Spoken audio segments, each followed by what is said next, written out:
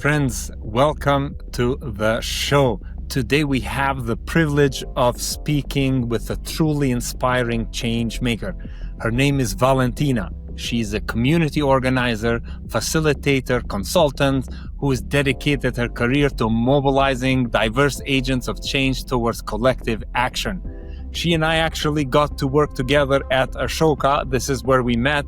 And since then, she has co-founded two global learning communities, the Youth by Youth, the Weaving community, and they're trailblazing in building the capacity for individuals, organizations, networks to collaborate, to come together across differences, across geographies, to create change.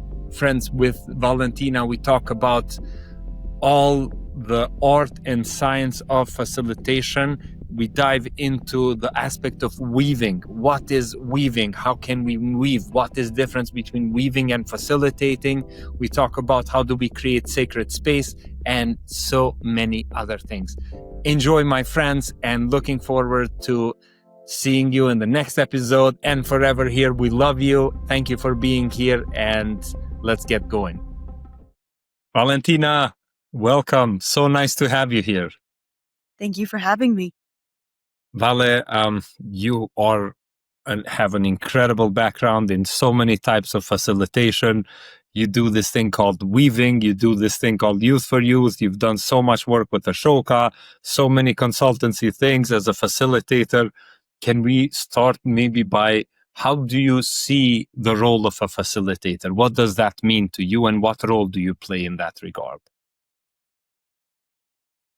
For me, the facilitator is someone who holds space for people to connect more deeply with themselves, with each other, and with a higher purpose, whether that be a common vision that we're discovering or some being beyond ourselves, or simply an energy that we are moving with and towards.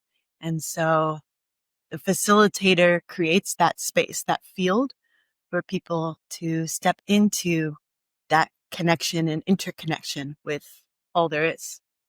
Love that. And is the role more of like, hey, here's my energy I'm emitting to the room and check this out? Or is it more like bringing it from people? Or is it like setting up the environment such that, people feel like that? So how do you create that space and that energy in a way that is actually conducive to connect and maybe co-create something that is larger than ourselves?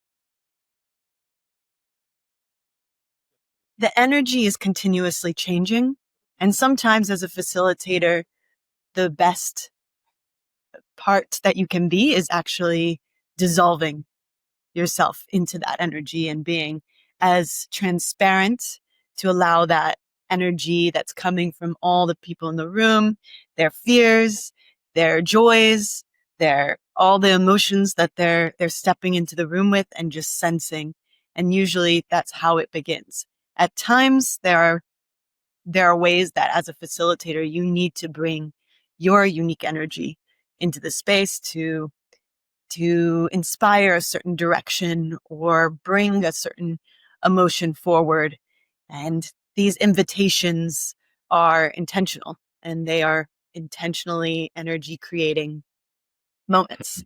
And so it's a balance. It's a dance. It's a dance between what others bring and how you bring in. And this is where sometimes I'd love to explore this with you, because there's this thing called almost like a positivity, or I don't want to say toxic positivity, but then, like, facilitator, we only feel good and we create energy for people to just feel amazing. And I feel like when I've seen you facilitate, you have this incredible gift to actually hold all the polarities, hold all the perspectives. And can you tell us maybe how do you do that? How do you create space for vulnerability as well as fun and play? I love this question because I think at the core, it's asking, how do you create spaces for true healing? in these complex and difficult times. And I see myself in the role of a facilitator as not only that MC role, as you mentioned, bringing the energy, bringing the party. Sometimes there's a time and place for that. And also holding space for that healing that's needed in living in a world where there's a lot of pain, where there's a lot of suffering, where we are experiencing on both personal and systemic levels every day incredible, horrible injustice. And that's in our bodies when we come into a space. And so I always want to invite all of who we are into that space and say, wherever you are in your journey, however you are showing up in this moment, you are welcome. And those feelings are welcome. And I think just naming at the onset of any experience that people are welcome as all of who they are is actually quite radical for most people to hear. And I think that that's something about the art of facilitation is that you make assumptions of culture and of mindset and of experience explicit. And you actually name, this is our culture here. This is what's invited here. This is how I'm offering my energy, my time to that invitation. And the more you can share that, the more trust you can build from the onset to just relax, be oneself, and begin the work, the inner work and the outer work that everyone is called to do. Mm-hmm. Ooh, the bringing, you said this thing, bringing your whole self is quite radical. That's, I'd love to just touch on that a little bit, because you see, when we think of facilitators, it's more like, hey, we need to create a new program. We need to, create change in new software, or hey, we need to come up with an idea to collaborate together to address an issue. And it's very much the output feels like it's measured as like the thing we create, but we don't, do we, like, how does the bringing your whole self, why is that important, and how do you bring that, how do these two come together? Yeah, often when I'm called to facilitate, it's usually the outputs that people are asking for, right? We want to develop a strategic plan. We want to be more effective and efficient as a team, or insert, very concrete idea here of what should come out of this. And if you unpack that and ask why several times deeper, usually there's a feeling. There's a root cause of wanting to belong, wanting to feel connected with your peers, wanting more clarity of purpose. And these are more emotional and intangible results, right? It doesn't necessarily look like a document or a plan at the end of the day. And so to cultivate, to get there, right, is a cultivation process, is a slow gardening and seed planting and watering. And so I think it's often important to really remind everyone, especially those who are feeling most responsible for the outcomes of an experience, that it's a process, not any product. That's really where we need to focus our attention to. And what we pay attention to grows. That's one of the principles that I often think of. It's from Adrienne Marine Brown's emergent strategy. If you want trust on a team, we got to spend time on trust building. If you want a sense of clarity in our purpose, well, then we're going to have to spend time in inquiring into our unique purposes. And why is that connected with this common purpose and vision of whatever collective we're a part of? And so bringing that forward and into the process intentionally and spending a lot of time on what is intangible and a little time once we get there at the more towards the end of the process on the what now and what is very tangible, because we've set up all those layers of building with trust, with emergence, with complexity of all that we're bringing to the table. And at the end of the day, people really want to feel that they belong.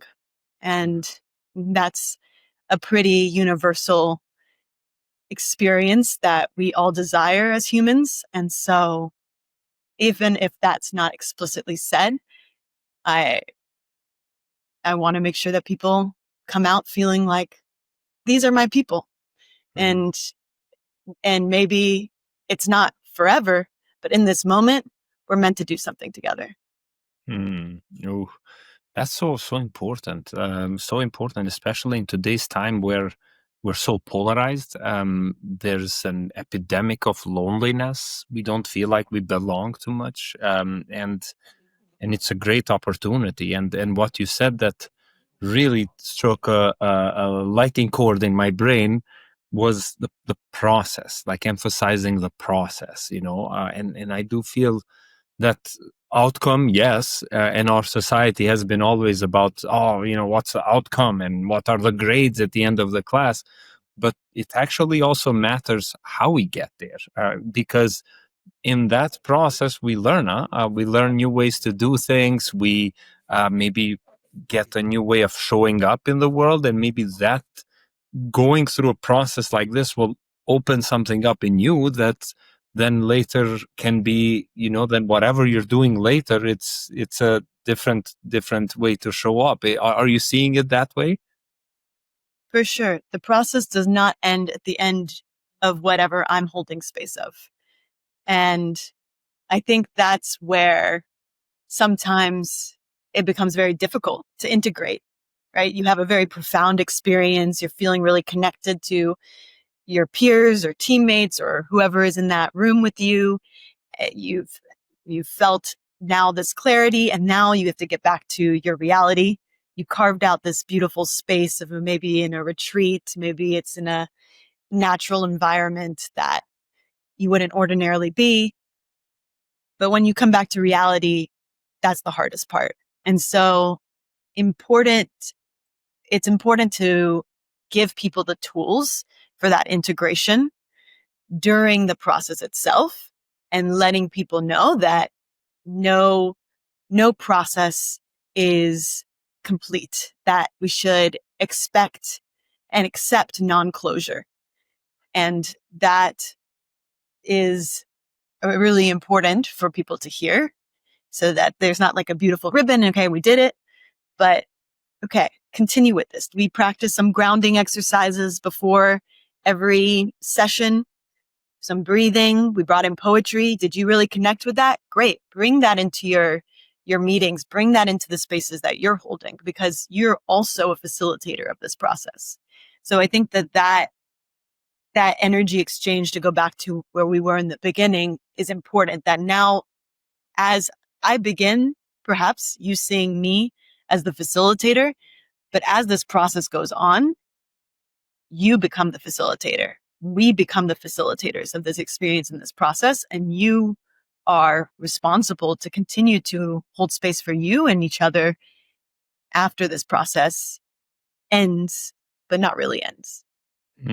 Oh, that's so good. Is that also how you've been, like managing this youth by youth when you started this? Because even the name youth by youth, it sounds like young people for young people, but usually these organizations have been run as like, okay, here's some adults creating programs to help young people, and this is a youth serving organization. And okay, I understand that also has its value, but I feel like you've done something different. Can you share maybe a little bit about how you're facilitating those spaces for youth to serve youth?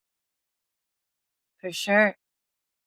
Yeah, so Youth by Youth, we were born during the pandemic when young people around the world were seeing very viscerally how their systems, and especially their education systems, were not serving them. And this heartbreak open moment collectively around the world opened a window to unify across cultures, across generations, across disciplines around what we launched as our first virtual learning festival. And that was in January 2021. And what we gathered around was a common learning question. What if young people designed the future of education? What would it look like? And that question was facilitated by young people themselves. So our first task was one, connecting with every youth serving, youth led organization that we had connected with before and asking the questions, who are the young, and first and foremost, who are those young people who are experienced in holding space? Who would you nominate to help us hold this space? And so we recruited a team of 20 young people that then together started to develop a pedagogy of how Youth by Youth holds peer learning spaces. And for us, that's anchored in a 3-step process that is cyclical. Always you go back to the beginning, but it begins with what is, sense making and meaning making, the stories of ourselves personally, of each other, of this world, the past and present, and then moving into what if, radically reimagining the future and our ways of relating to it, our identities within that, and what now, taking personal and collective action to get there and developing the tools and capacities to do so. And so we tested that model out. We equipped our young people with tools and also online strategies to take what they had been doing offline and what we had been doing offline into a Zoom setting, which creating emotionally vulnerable and catalytic and connecting spaces online was a very new or still budding experience for many people. And the pandemic actually showed, I think, that this is actually really incredible tool, especially when you're trying to bring people from rural Uganda with, urban New York City and all everywhere in between, right? And you can't do that without either one, an incredibly large budget and also probably a lot of access issues along the way, or two, virtually, which is much better. And in this short run and in the continuous exchange of relationship that we can cultivate if we do that with right intentions and the right tools and accessibility. And so that's all the layers of what we've been weaving with at Youth by Youth. And now, since then, we've been growing programs that are all youth led, though intergenerational in the cohorts that we bring together. So we always encourage and our pedagogy is centered on building spaces, creating spaces that really bridge generations, cultures, and disciplines. And so that practice of really weaving and connecting these polarities, these places of dissonance and power differentials that exist already in society and fractures is what we really center on, is how can we heal these fractures that have been between us and nature, between each other, culturally, generationally, and of knowledge across disciplines in order to move to that world of our deepest longing. And we do that with young people holding that space, asking those questions and inviting the collective answers. Wow. It's incredible. It's so dynamic, real also for the planet, because you mentioned rural Uganda and downtown New York, Manhattan. It feels so different in power dynamics, in cultural dynamics, and intergenerational also sometimes. There's I know you have adult allies, right? So all these components to bring these complexities together.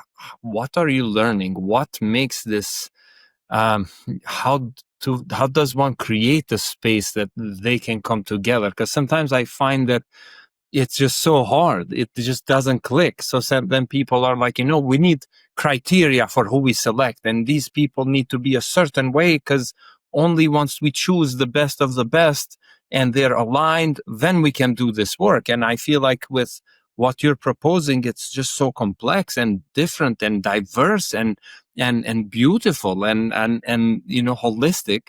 And I'm trying to understand what ingredients need to be in place for that to actually turn into something valuable. Mm. Well, first and foremost, people before any process need to be clear on what's their intention for showing up to that process. So that's the work before we Youth by Youth enters the room. And we always, no matter who is applying or asking to be a part of our programs, that they express a clarity of intent. And whether that's as specific or vague, tangible or intangible, there is something that you can observe. And of course, you try to ask it in as many ways as possible because of language. That is a key limitation. Though there are some online tools that are helping people out. So that's, and having a bit of an interview process, right? Getting to know the human that is behind that screen, behind that name, that data point of age and location and all the things that you're looking for. And I think there is especially a tendency, especially among young people today, to say yes to everything. There's just huge opportunity overload. And I think that that's also something to really tune into is this really the right program for you at the right time right now? And also seeing that pre-step as a way of guiding those young people, that redirecting, as we say, redirecting some young people that maybe this isn't the right space, but it's really, there's all these different shades of change making, leadership development, etc. programs. What we focus on is the process of weaving, connecting people, places, projects across those generations, cultures, differences, disciplines towards a common future. And that's towards the collective thriving of ourselves and our planet. And so that process of really collaboration, of working with each other. It's not fighting against, it is finding the resonance within and working with that. And as much as there is a lot to fight against, the battles begin within. And so that these kind of mindsets, right? We already sort of, it's not dependent on where you were born necessarily. It comes up and people develop that through many different ways, whether that's life experience, spiritual background, education, though often that's usually it's a push. It's a push factor in a certain direction. Whatever that reason is, to understand that as much as possible before beginning that journey with each of these unique humans. With that information, then it's easier to hold complexity because you already know a bit of the complexity you're working with, right? And you can prepare our youth facilitators. Some of them, we always match those who are doing this experience, holding these spaces, for the first time with those who have done that multiple times. And so also there's a mentorship, a peer-to-peer mentorship that's happening there. And you're also supported by then someone on our Youth by Youth team to hold that space and coach. And you're coming together across the different cohorts and learning together. So there's all these layers of co-learning and co-sensing how to hold space, while also this other thread of people coming in their process. The facilitators are also going through a process themselves. And so with all of that, we begin our programming. And we have common principles, that community agreements that we set the beginning of any program or space that we're holding. And they're general practices of inclusion, of revolutionary love, a principle by Valerie Kaur, and also of effective processes, like I said, accept, expect, non-closure, these different mindsets that we're inviting people into. And then we invite people to share the agreements that they would like their cohort and this community to hold with them, for them to feel safe and brave in this space. And so that is a really good process of, one, the facilitators learning and practicing how to ask those more personal and emotional questions. Two, for the participants to see they can really say anything, and it's heard, and it's accepted, and it's also then changed into our cultural code. We have now made our cultural code with you. And it's not that you are trying to fit into here, but we are expanding this space so that it is inclusive of you and all of who you are. And so that really is an incredibly powerful and important step that I find that many spaces rush through and then try to get into, all right, we're about to have this difficult conversation about identity, etc. Like, let's talk about some community agreements for everyone to feel safe. No, even before that, even just to talk about my experience of being a human, I was born, and then what happened, things come up that, like we lose loved ones, we experience violence and conflict in our lives. And that doesn't matter where you live in this world. And so assuming that everyone has a story that is complex, that is profound and uniquely contributing to this space, and that I am because you are, I am because we are, the Ubuntu philosophy really means that we're only as strong as we see and understand our interconnectedness, and really starting there as a foundation.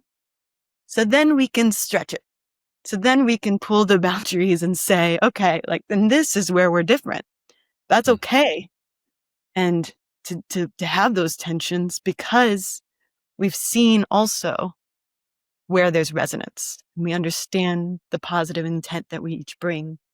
We have community agreements that if someone crosses a boundary, we feel that personal authority to say, hey, I think this is not really in line with this agreement. Can we take a step back? And so again, giving the participants the tools to claim that space, to make it a safe and brave space for themselves, is really important. And it's important for also young facilitators to not feel the pressure of, that's all on me, on my shoulders, and that they feel part of that process and can learn with. And mistakes happen, and having plans for layers of support for addressing that, and always address immediately. Oof. Wow. That had a lot of jewels into it.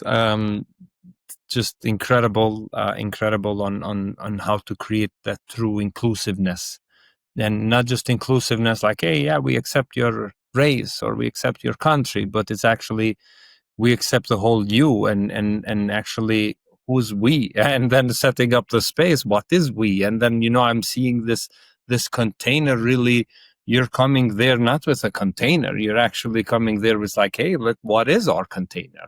Let's build it together. And that's just radically different on how we see this. They're not looking, oh, is there a culture fit here? Actually, what does your culture add to this process? Well, how do you add your culture into this?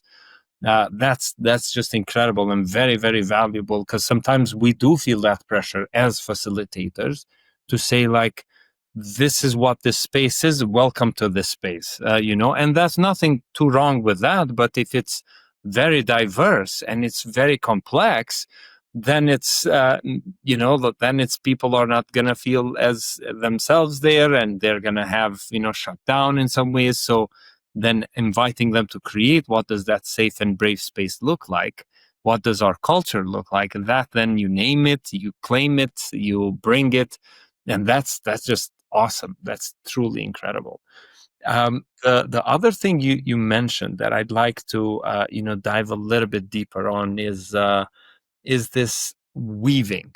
Like, we all know weaving as an ancient art of weaving fabric, or weaving clothes and weaving all these things. My grandma does that.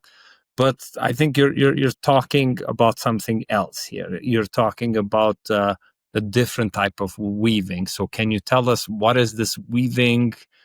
Why is it important? Why is it different from like a traditional facilitation? So just guide us through understanding this concept. Sure. Yes, this is, I think, what's the center of the capacity building practices that we offer to our young people and to any spaces, also through the Weaving Lab, which is a community of practice of mostly adults, but intergenerational community, also because of our Youth by Youth weavers that are now also part of this community of practice of those practitioners of holding space. And so weaving is from that metaphor that you talked about of your grandma knitting fabric, but doing that across people, places, projects, relationships, dynamics, and energies, and weaving all those component parts of what makes an ecosystem together towards a common purpose, which in our view is universal well-being, the collective thriving and liberation of people and planet.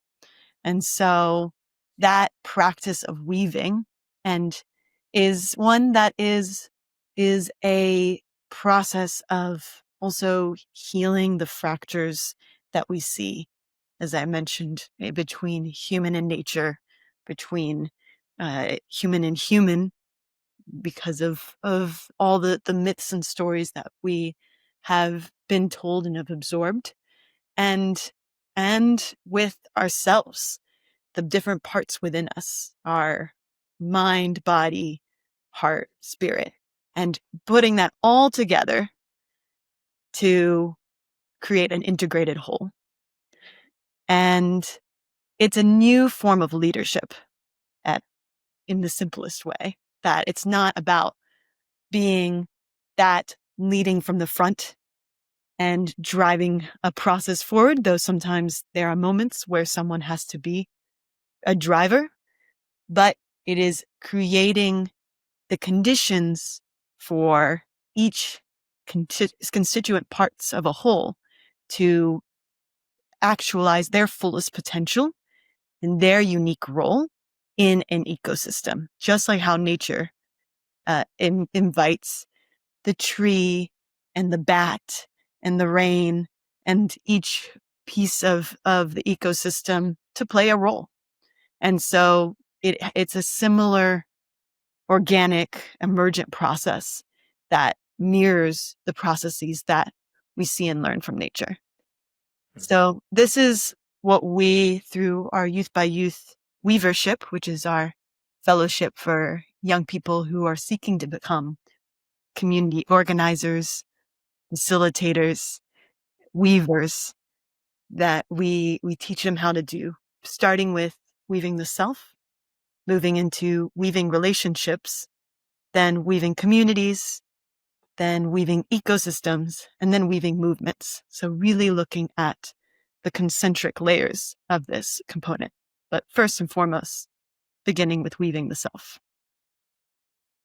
So Vale, it's incredible weavership. We get it, and especially sometimes in society, it does feel like we're not as good as to collaborate, because we need our logos, we get funding from different places. And what is different about weaving than something like, a networking or something like partnership building or network activation? What is that special sauce to weaving that makes this, work to have these complex groups of people come together for greater good? I love that question because I think it comes up often. How is this different from networking? And I think what I always say with the difference between a network and a community is a network, the question that most people come with is, what do I get out of this? In a community, the question is, what can I give?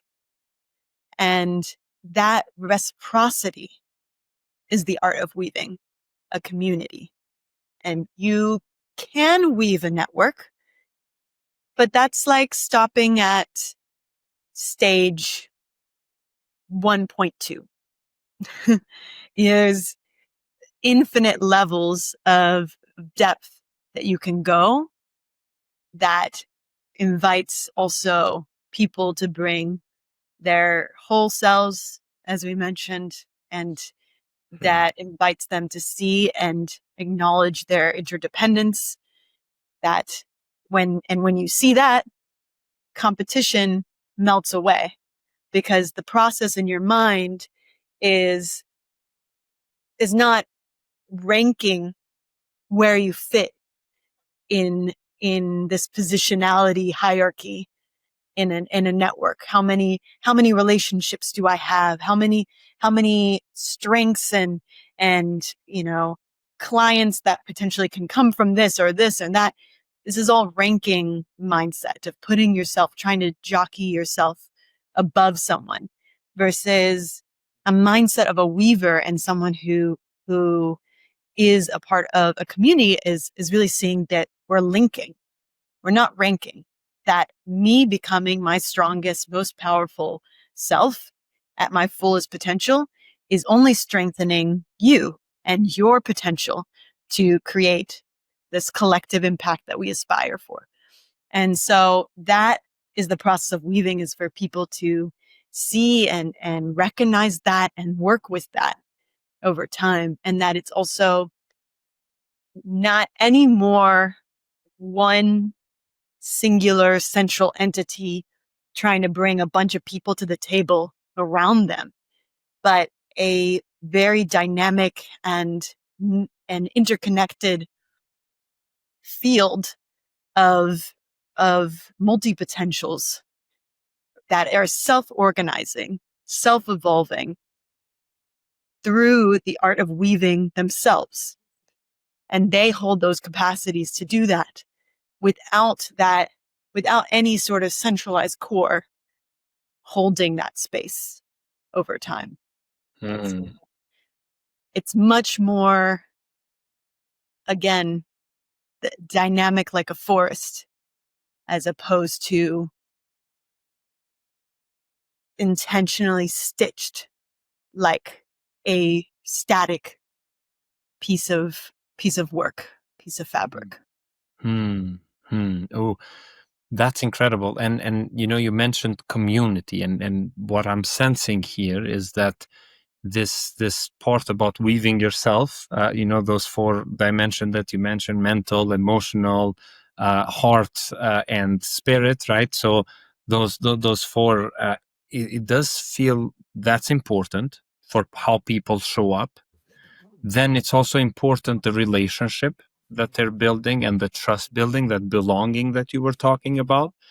And after that is done, then there's this the art of weaving that comes in, where you equip these people with like, hey, how do we also create other spaces for other people to weave themselves and to weave a community, and then work with the emergent. I feel like it's that when you bring people together that are truly themselves, then the emergent is going to go through them, like this thing is going to birth through them, right? So am I Mm. understanding that correctly, to kind of summarize some of that? For sure. I it's all those all at once, and always uh, evolving as you go and grow.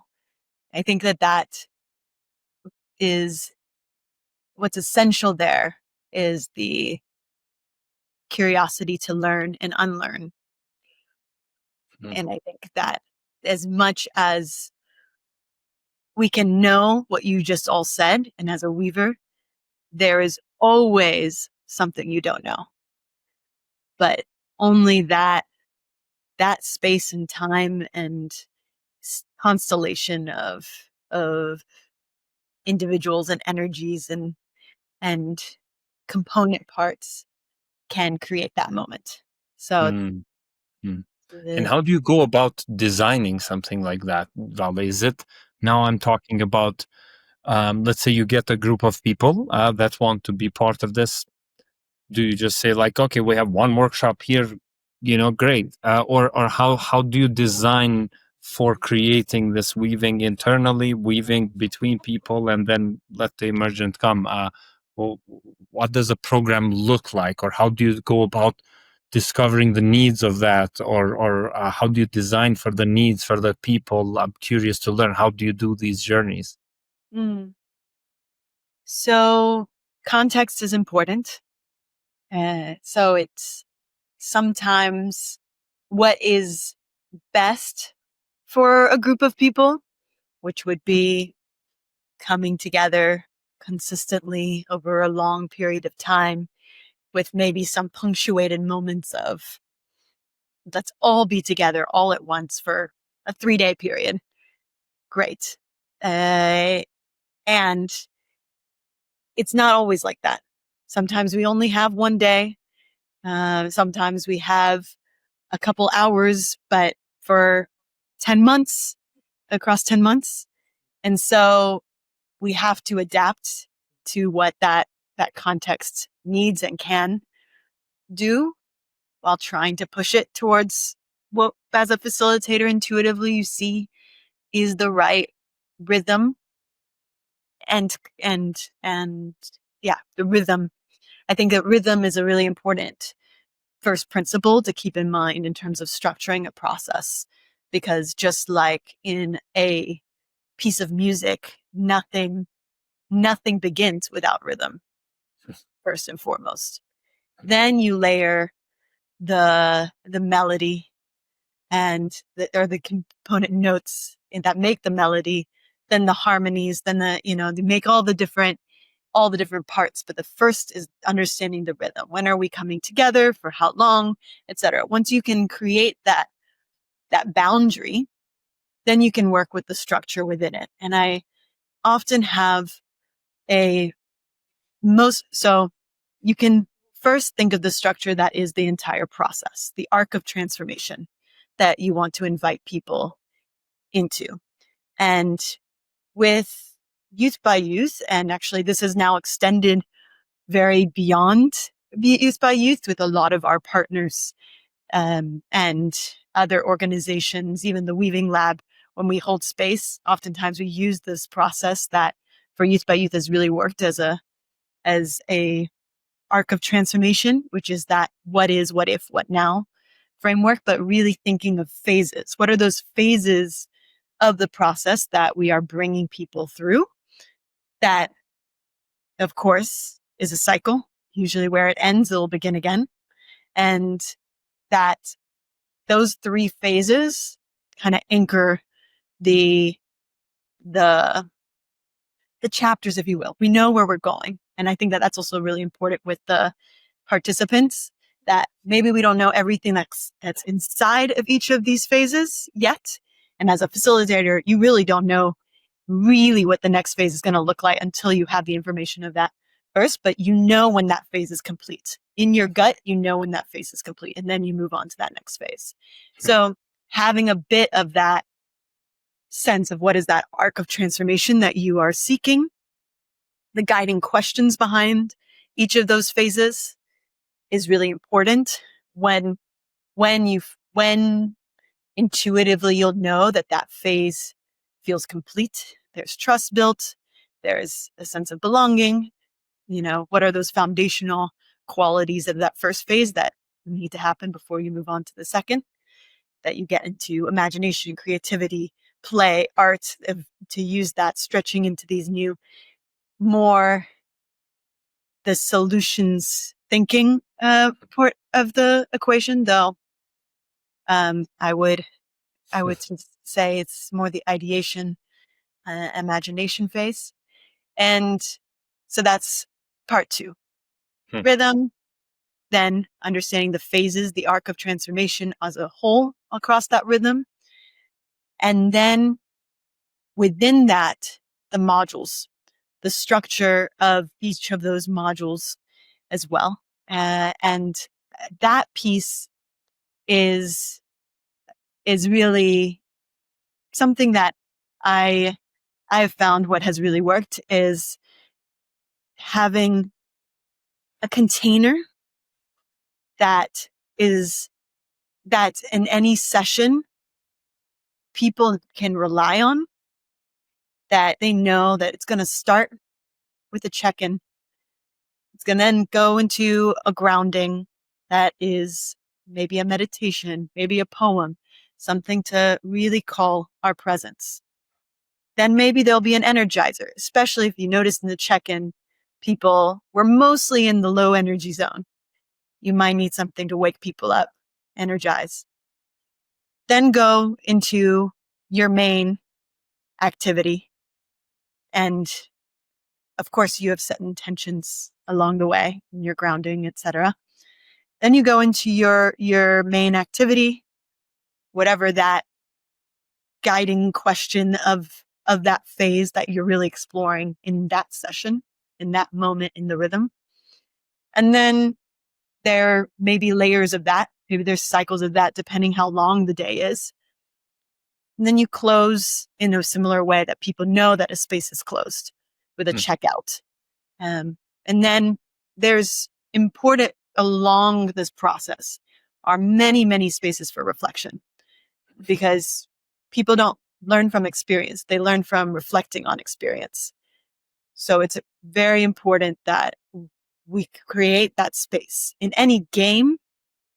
I'm not just choosing a game that makes us laugh and be silly, though that's often a very good way to get people to loosen up and get to know one another.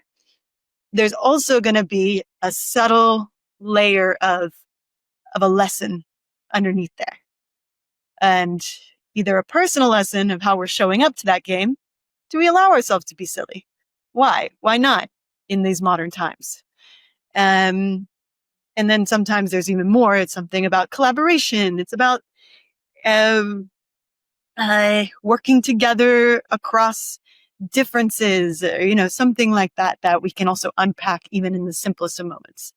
So creating those moments of reflection along the way makes us focus not on just the doing, but the being.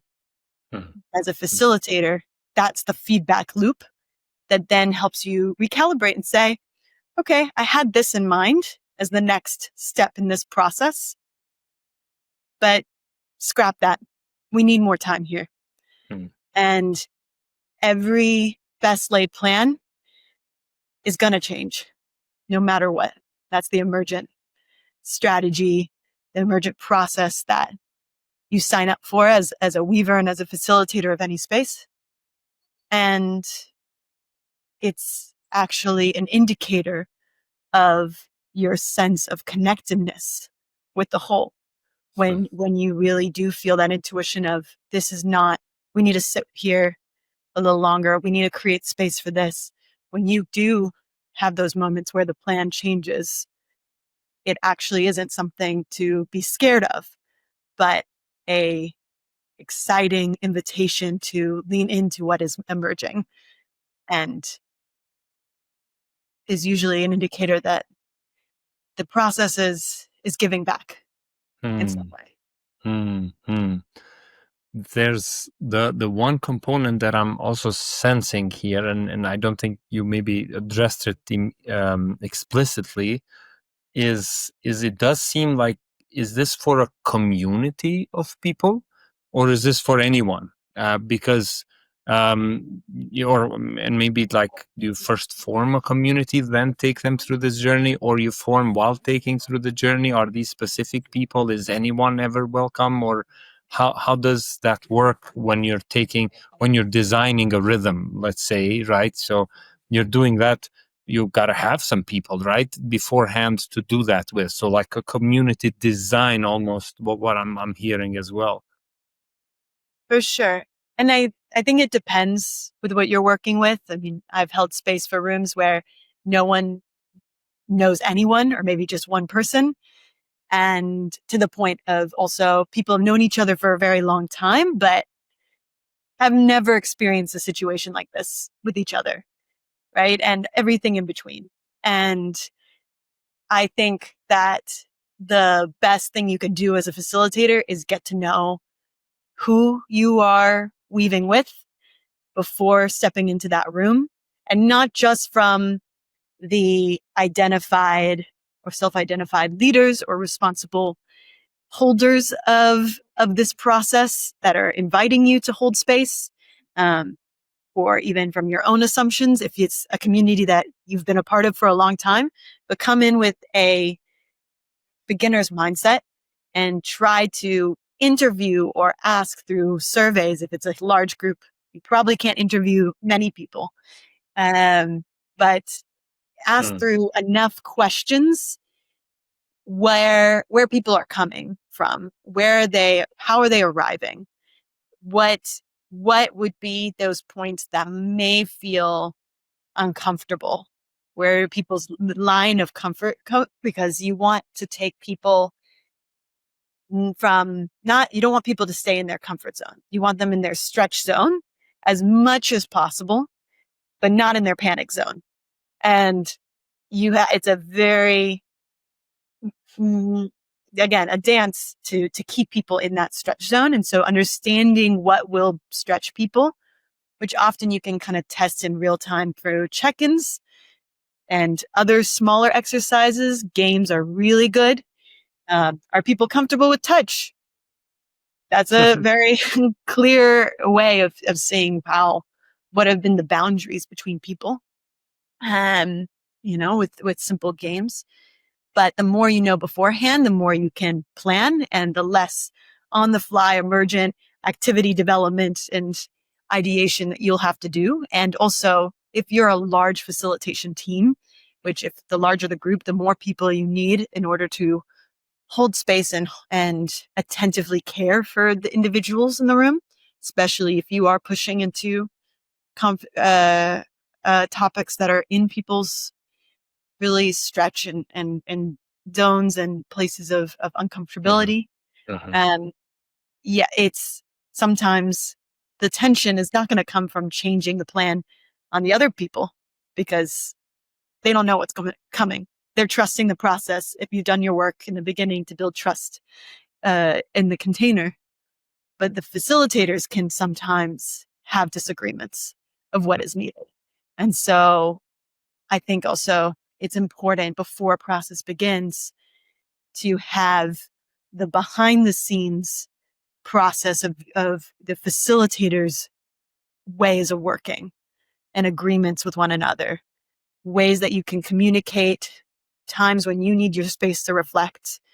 And oftentimes I've seen it and I've done it you know, with my colleagues at the Weaving Lab and in other environments that we've planned a very ambitious structure and schedule. And we have left no time for ourselves to step back and reflect and recalibrate. And so there's a moment where the the group at whatever stage they are. Maybe they're pre-community, as a community, whatever that they are in their journey, and send some signals back, and you need to change direction.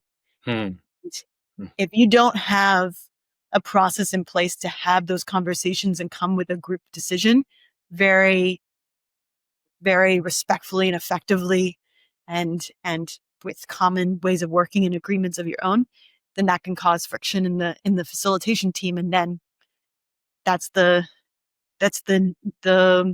nucleus of energy that is holding space with that wider field. And so it's important to have your own backbone process as facilitation team as well, and having time and space before, during, and after to really prepare for anything that emerges. Wow. Wow, Vale, this is very rich. I know we're almost at the end of time, so I'm curious. I'm curious, what is your number one advice, or what is one advice that you feel right now someone who wants to be a facilitator, a weaver, a change maker, that you would like to share with them to close this out? You are a facilitator. Whether you see it now or are stepping into it, you are ready to hold space for yourself, for others, for the larger visions that interconnect all of us. And the only thing that is possible in getting in your way is that belief that you are what that space needs.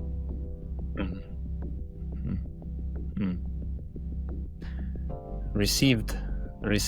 Friend, thank you so much for your time and the wisdom, and I'm so excited to keep up with the work that you all are doing. Friends, you can find the links to Youth by Youth and Weaving Lab and all these things that Valentina mentioned. You can find on the description here below. With that, Vale, thank you so much for your time, and wishing you the best of luck. Thanks, mentor. Thanks for having me.